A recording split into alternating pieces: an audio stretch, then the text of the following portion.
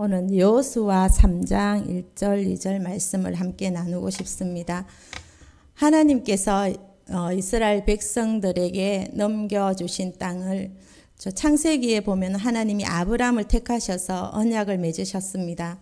그 언약의 핵심 중 하나님이 아브라함에게 약속한 땅을 후손에게 주시겠다고 약속하셨습니다.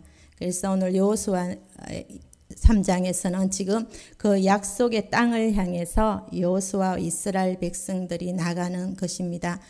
2장에서 보면은 여호수아가 또 정탐꾼들의 보고를 듣는 것이 나옵니다.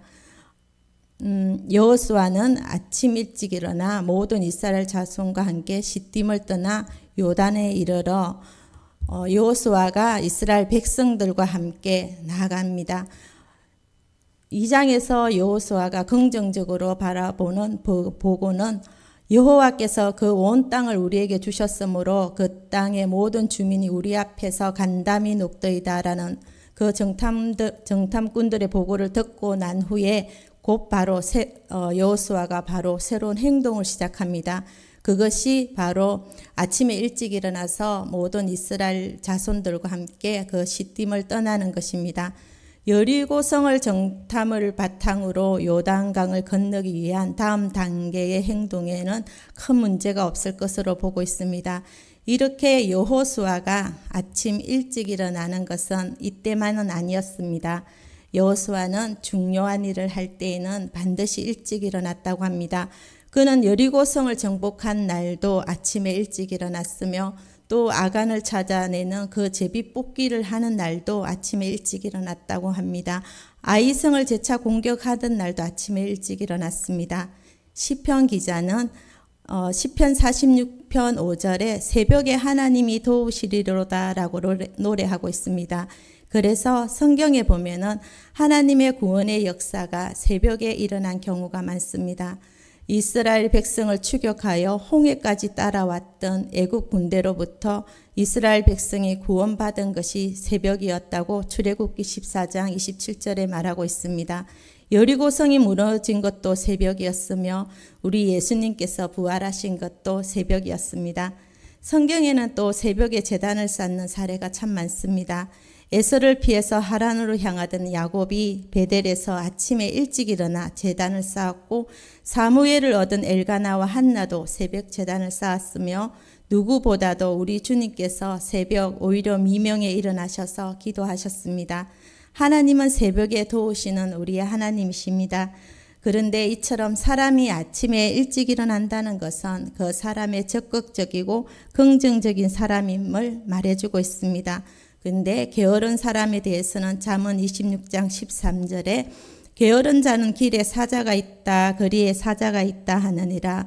게으른 사람은 자기 앞에 문제를 적극적으로 해결하려고 하는 것이 아니라 갖은 핑계를 대며 숨으려고 하고 회피하려고 하는 것입니다. 그러니 이러한 사람은 하나님을 도와주실 리 없고 이러한 사람이 하는 일은 또 잘 될 리가 없습니다. 그래서 성경은 이 게으른 자를 위해서 말합니다. 게으른 자의 길은 가시 울타리와 같다. 잠언 15장 19절에 말하고 있습니다. 이렇게 아침에 일찍 일어나는 이 말을 성경 기자가 기록한 목적은 이제 이스라엘 공동체가 막 새로운 시대를 또 새로운 역사가 시작되는 것으로 이런 시점으로 설명하고 싶었던 것입니다. 지난 어둠 같은 불순종의 그 어둠의 그 시대에 그 삶은 이제 막 지나갑니다. 그리고 이제 하루의 해가 아직은 해가 돋지 않았으나 그 햇볕에 그 뜨거운 기운이 밀려 들어오는 이 어둠을 흩어버리는 첫 시간이 열어지는 것이 바로 오늘 이 아침에 일찍 일어나는 이 아침의 시간입니다.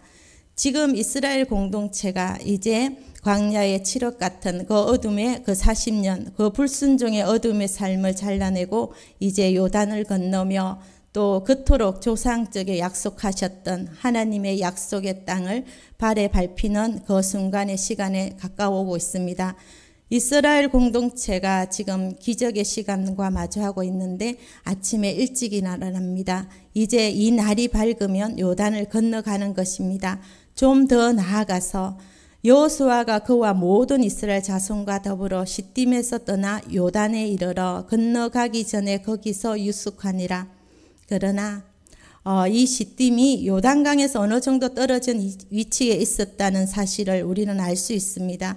여호수아 2장 1절에 보면은 눈의 아들 여호수아가 시딤에서 두 사람을 정탐꾼으로 보내며 가나안 땅을 탐지하기 위해서 정탐꾼들이 파견될 때에도 이스라엘은 바로 이곳 시딤에 진을 치고 있었던 것입니다. 여기에서 사흘을 보냅니다. 구약에서 나오는 이 지명은 중요함을 말해주고 있습니다. 그냥 요단으로 출발했다 그래도 못 알아듣는 사람이 없을 겁니다. 근데 시딤에서 떠났다고 분명하게 밝히고 있습니다. 이 시딤은 이스라엘 공동체의 어떤 장소이길래 이 지명을 떠나는 위치를 구태여 밝히고 있는가를 민수기 25장에서 말하고 있습니다. 이 시딤은 이스라엘 백성들에게 정말 기억하고 싶지 않는 장소이기 때문입니다.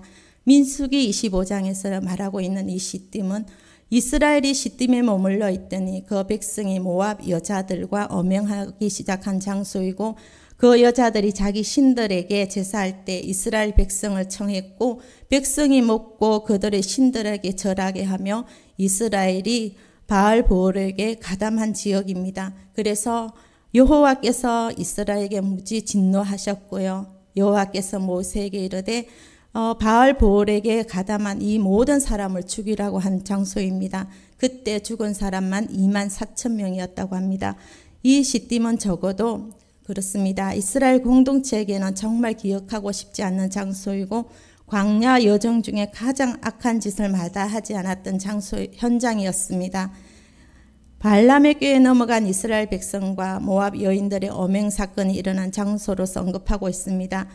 이 시딤은 하나님께 불순종한 거역의 땅이며 우상 바알보올을 섬긴 오염된 땅이었던 것입니다.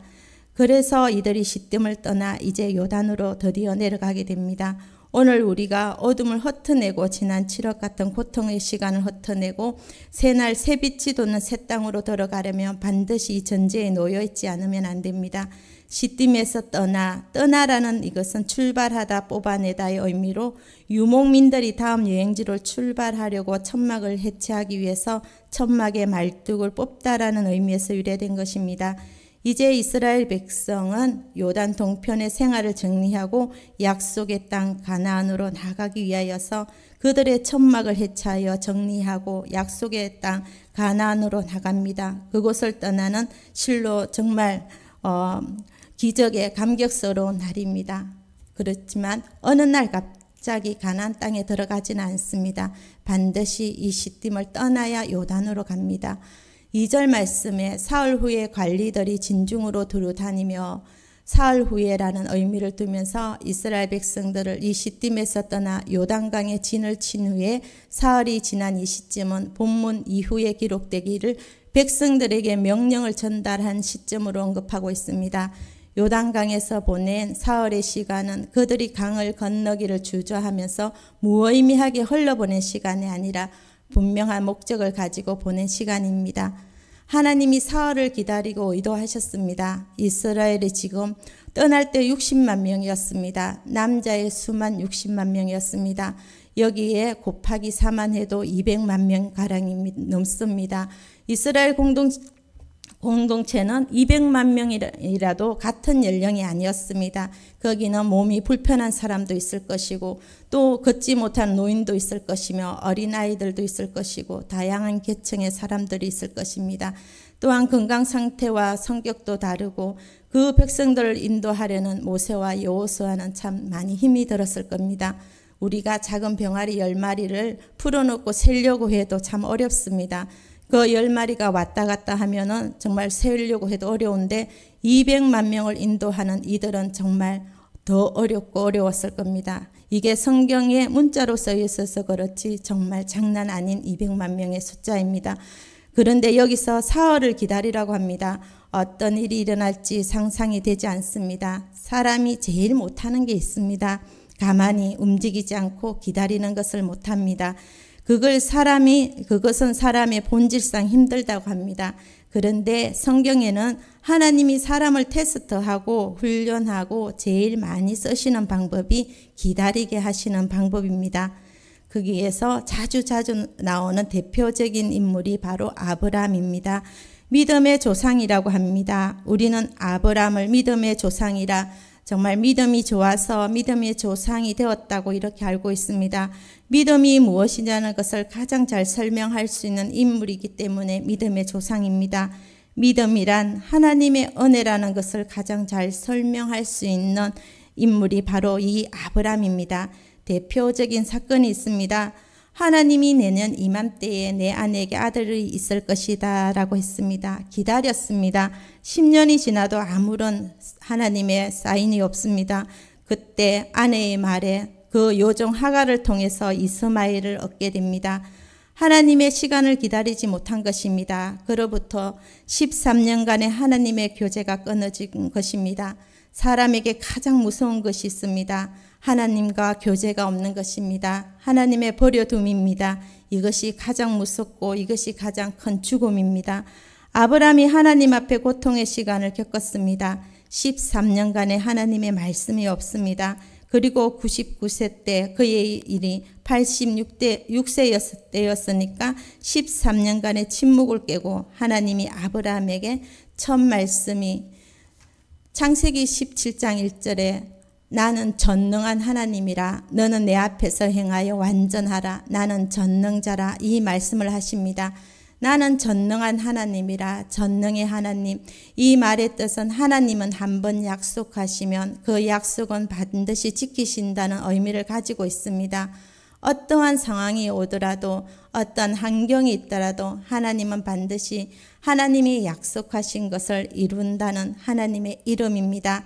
하나님이 자신의 강함을 드러내는 것이 아니라 거기에는 엄청난 하나님의 꾸지람도 들어있었습니다. 왜 넌 나를 믿지 못한 것이며 왜 신뢰하지 않은 것이며 왜 기다리지 않았느냐는 이 질책이 그의 말씀 속에 녹아져 있습니다. 너가 애지중지하는 그 이스마엘은 내가 약속한 후손이 아니다라고 합니다.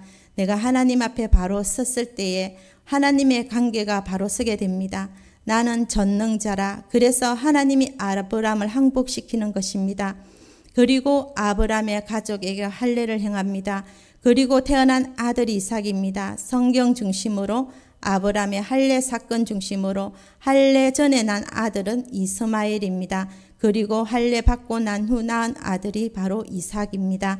이 기준이 중요한 기준이 있습니다. 그리고 우리 생활 속에 가장 중요한 기초입니다. 할례를 행하는 것은 육체적으로 생리학적으로 죽었다는 의미입니다. 그래서 아브라함은 이삭을 죽은 몸 같은 데서 낳은 아들이라고 히브리서 기자가 말합니다. 내 아들 이삭은 약속의 자녀지 내 힘과 내 실력으로 낳은 아들이 아니다라고 합니다. 이스마엘은 아브라함의 실력으로 낳은 아들입니다. 힘써 자기 실력으로 낳은 아들이 바로 이스마엘입니다. 사람이 힘써 자기의 실력으로 하는 일은 이렇습니다. 그런데 할례 중심 후에 낳은 아들은 바로 이삭입니다. 이것은 아브라함을 통해 낳았지만 아브라함의 육체적 낳은 아들이 아니라 하나님이 은혜로 주신 아들이라는 뜻입니다. 그래서 로마서 9장 7절에는 약속을 의미하는 이삭으로부터 난 자여야 아브라함의 씨라 불릴 것이라고 하시면서 이삭을 약속의 자녀라고 합니다.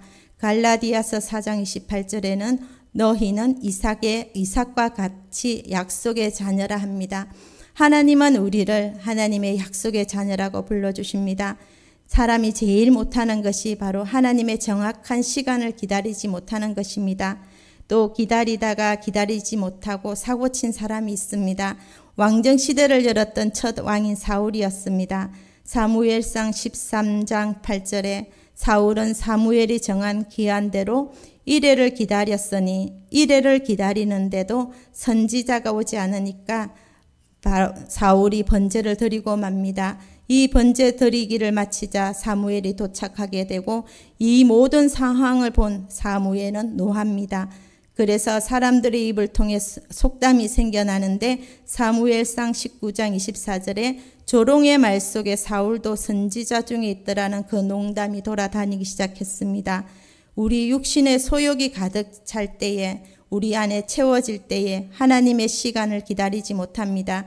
창세기에 보면 전부 그의 싸움이었습니다. 아브람과 롯의 선택 속에서도 롯은 결국 자기가 주인이 되어서 온 동네를 찾아다닙니다.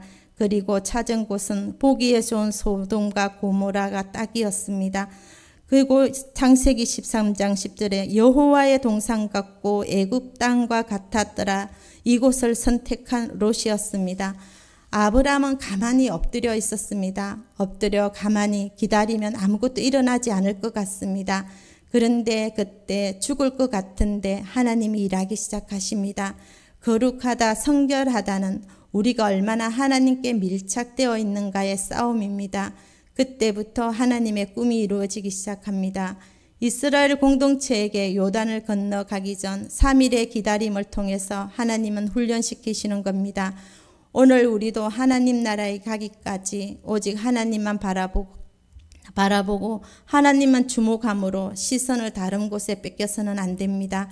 히브리서 기자는 우리를 향해 이렇게 권면하고 있습니다. 믿음의 주요 온전케 하시니 예수를 바라보자. 히브리서 12장 2절에 말씀합니다. 지금 바라보는 것이 내가 하나님만 바라보고 있는지, 내 실력과 내 형편을 바라보고 있는 것인지 우리는 말씀을 통해 보아야 합니다. 아니면 여전히 세상에 관심을 가져야 할 것이 많고 찾아다니고 구해야 할 것이 많습니다. 우리는 마음을 다잡아 오직 하나님만 바라보고 그 하나님께서 이끄시는 대로 기다림으로 순종하며 나가기를 원합니다.